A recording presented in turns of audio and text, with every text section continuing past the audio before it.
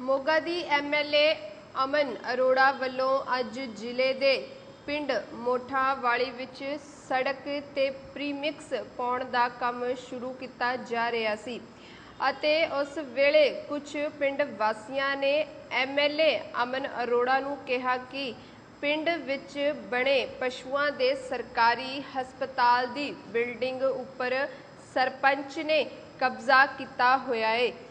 उस कब्जे नूं छुड़ाउण वास्ते MLA सरपंच हरनेक सिंह कोल इह कहण वास्ते गई कि तुसी 31 तरीक तक डिस्पेंसरी तो कब्जा खाली कर दिओ।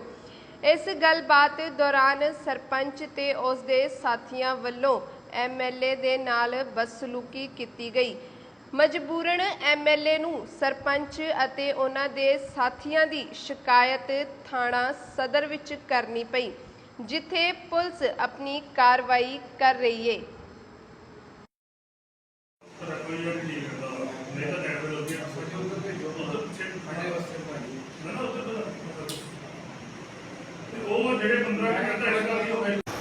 हाँ जी, अज पिंड मोठा वाली तो काफ़ी दिनों तो मेरे जोड़े आम आदमी पार्टी के साढ़े वलंटियर सीगे वो आ रहे सीगे, उन्हां दी कंप्लेंट सीगी कि जिहड़ी सड़क की हालत है बहुत ख़राब है। सो असी जेई साहब नूं कह के उत्थे प्रीमिक्स का काम स्टार्ट करवाया। मोठा वाली तो लैके सिंघा वाले तक जिहड़ी सीगी अज प्रीमिक्स पा रहे सीगे। सो पहला ही सरपंच साहब उत्थे जबरदस्ती उन्हां दे कोल जेई साहब कोल गए, उत्थे उदों भी इन्होंने काफ़ी जोड़ा है विघन पाया उहदे विच। उस तो बाद फिर जदों असी उत्थे गए चैक करन दे लई जिहड़ा प्रीमिक्स पा रहे सीगे जेई साहब ते पिंड वालियां दे उह सड़क दा उद्घाटन करन दे लई पिंड वालियां ने मैनू कहा कि मैम साडे पिंड दे विच ना जिहड़ी सरकारी डिस्पेंसरी है पशुओं की डिस्पेंसरी बनी सीगी कि उत्थे पिंड दे सरपंच वल्लों जिहड़े पहला कांग्रेस सी हुण ओह BJP दे विच आ गए सीगे इलैक्शन टाइम कि वो BJP के सरपंच है वो उन्होंने नजायज़ कब्जा किया होया। सो असी जदों देखन गए डिस्पेंसरी तो उत्थे 2 कमरे बने हुए हैं जी। 2 कमरियां दे विच सरपंच ने अपनी तूड़ी भरी हुई सीगी। उस तो बाद जिहड़ी उन्होंने तूड़ी के कुप लगाए हुए आ उत्थे जिहड़ा ग्राउंड है डिस्पेंसरी के अगे उत्थे इन्होंने पाथियां पत्थियां हुई पशुओं के लिए किले बने हुए आ। सब तो वड्डी गल है कि जी इन्होंने अपने घर का दरवाज़ा जिहड़ा हैगा सरकारी डिस्पेंसरी के विच कढ़िया होया जो कि बिल्कुल ही इलीगल है। एंड जिहड़ा डिस्पेंसरी का बरांडा है उत्थे उन्हां दे फादर साहब जिहड़े हैगे आ ओह रहिंदे आ, उत्थे सोंदे आ कमरियां दे विच भी कमरे भी इन्होंने अपने परसनल लॉक लगाए हुए आ उत्थे। सो जदों असी सरपंच साहब आए फिर उन्होंने रिक्वेस्ट की कि सरपंच साहब जिहड़ा तुसीं सरकारी डिस्पेंसरी ते कब्जा किया 31 तरीक तक जिहड़ा हैगा तुसीं खाली कर दो, इनू असी डिस्पेंसरी बनाइए जां असी इत्थे कोई सेंटर बनाइए जां बच्चों के लिए इत्थे असी जिहड़ा प्ले ग्राउंड बनाइए। जिहड़ा जिम का समान आया होया पिंड वाले ने दस्सिया कि वह भी जिहड़ा हैगा वो इत्थे यूज़ कर सकते, एक पार्क बना के ओपन जिम बना सकते हैं।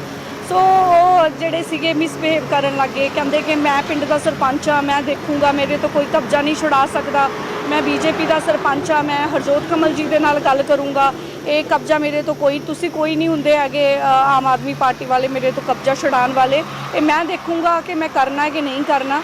सो उस तो बाद उन्होंने असी कहा कि नहीं ये कोई पार्टीबाजी का कोई काम नहीं, ना BJP का ना हरजोत कमल जी का, ये सरकार दियाँ इस वक्त आम आदमी पार्टी की सरकार है तो आम आदमी पार्टी दी सख्त हिदायतां ने साडे मंत्री साहब दियां कि जिहड़े नजायज़ कब्जे किए हुए आ तुसीं सरकारी ज़मीनां ते पंचायती ज़मीनां ते वो तुहानूं छड्डणे पैणगे।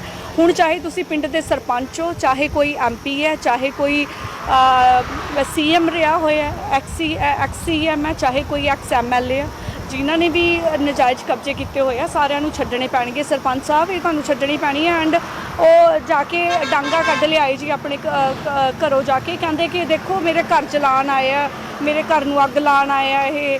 सो आ जो तुसीं उन्हां दे बच्चे सरपंच साहब आप डांगा लैके आ गए बाहर सानूं मारन दे लई।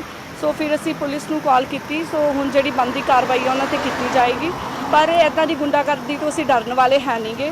सो सानू डराउण की कोशिश ना करो। जी हाँ जी, असी पुलिस नूं कॉल की एंड पुलिस उत्थे आ गए सीगे। हाँ जी, वो सरपंच सीगे जिहड़े सरपंच साहब तो भज गए आ। पिंड दे सरपंच का नाम की है? हरनेक सिंह।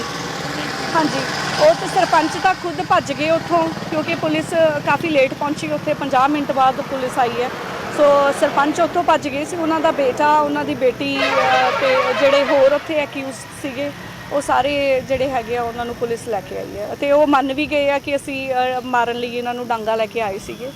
ਸੋ ਹੁਣ ਸੌਰੀ ਫੀਲ ਕਰ ਰਹੇ ਸੀਗੇ, ਬਟ ਇੱਦਾਂ ਤਾਂ ਜਿਹੜਾ ਕਾਨੂੰਨ ਦੀਆਂ ਤੁਸੀਂ ਧੱਜੀਆਂ ਉਡਾ ਰਹੇ ਹੋ। ਵੀ ਤੁਸੀਂ ਇੱਕ ਲੋਕਾਂ ਦੇ ਇੱਕ ਸਮਾਜ ਕੰਮ ਕਰਨ ਵਾਸਤੇ ਗਏ, ਸੜਕ ਬਣਾਉਣ ਗਏ ਸੀਗੇ ਔਰ ਉੱਥੇ ਗੁੰਡਾਗਰਦੀ ਕੀਤੀ ਗਈ ਤੁਹਾਡੇ ਨਾਲ। ਬਿਲਕੁਲ ਜੀ, ਦੇਖੋ ਗੁੰਡਾਗਰਦੀ ਹੋਈ ਹੈ ਇਹ। ਅਗਰ ਤੁਸੀਂ ਬੀਜੇਪੀ ਦੇ ਵੱਲੋਂ ਹੁਣ ਸਰਪੰਚ ਹੋ ਤਾਂ ਇਹਦਾ ਮਤਲਬ ਇਹ ਨਹੀਂਗਾ ਕਿ ਤੁਸੀਂ ਕਾਨੂੰਨ ਦੀਆਂ ਧੱਜੀਆਂ ਉਡਾ ਦੋਗੇ, ਤੁਸੀਂ ਸਰਕਾਰੀ ਕਬਜ਼ੇ ਕਰਕੇ ਰੱਖੋਗੇ।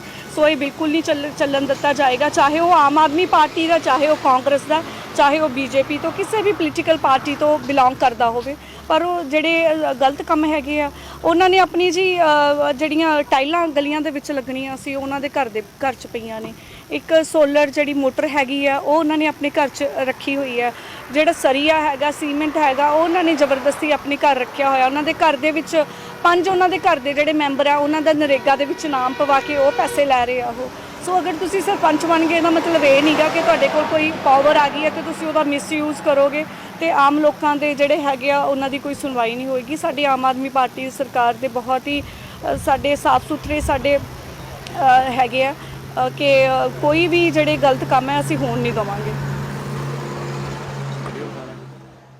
ਵਾਲੇ ਐਮਐਲਏ ਸਾਹਿਬ ਕਿਸੇ ਸੜਕ ਦਾ ਉਦਘਾਟਨ ਕਰਨ ਵਾਸਤੇ ਗਏ ਸੀਗੇ, ਉੱਥੇ ਕੁਛ ਸਰਪੰਚ ਨਾਲ ਕਹਾਸੁਣੀ ਹੋਈ ਹੈ, ਕੀ ਹੈ ਸਾਰਾ ਮਾਮਲਾ ਜੀ?